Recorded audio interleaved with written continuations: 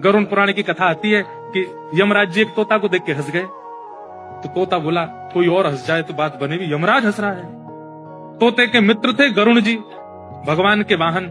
तो अपनी पहुंच लगाते हैं ना लोग, जब संकट में आते हैं तो अपनी पहुंच लगाते हैं, जैक लगाते हैं, हाथ पांव फैलाते हैं। गरुड़ जी को कहा कि भैया तुम कैसे भी एक काम करवा दो। बोले क्या? ये यमराज जी मुझे देख के हंस गए हैं, मुझे लग रहा है अब मेरे जीवन के दिन 4 बचे हैं।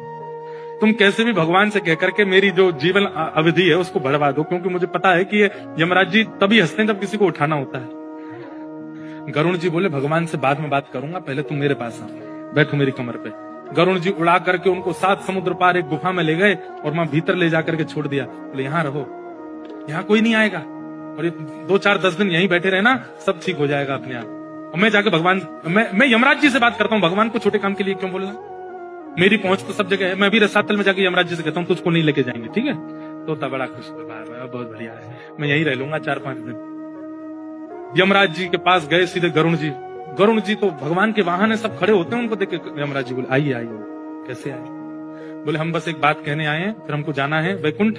हमारा एक मित्र है तोता, वहां का, उसका ये नाम है। बोले अच्छा, तुम उसको देख के हंस गए थे परसों, क्यों हंसे थे? कोई योजना बन रही हो तो मत बनाना। अच्छा, उस वन के तोते के बारे में? बोले हाँ, मैं तो उसको देख के इसलिए हंस गया था, मैंने कि देखो कैसे कर्म की विधि, ये अभी यहाँ बैठा है और इसकी मृत्यु 7 समुद्र पार एक गुफा में बिल्ली के खाने से होगी, और मैं ये सोच के हंस रहा था कि ये 7 समुद्र पार पहुंचेगा कैसे। तभी यमराज जी बोले देखो देखो आ गया। पीछे देखा तो उस तोते की आत्मा आ रही थी, मर गया। गरुड़ जी बोले मैं ही छोड़ के आया था इसे। आप कौन से जन्म का अब भोग रहे हो आपको नहीं पता है भैया, वो नहीं टल सकती है। इसलिए प्रसन्न रहो, नाम जपो, कथा सुनो, खूब आनंद से रहो। इस बात का दोष मत दिया करो कि हम इतना अच्छा अच्छा करते हैं, हमारे साथ बुरा क्यों होता है।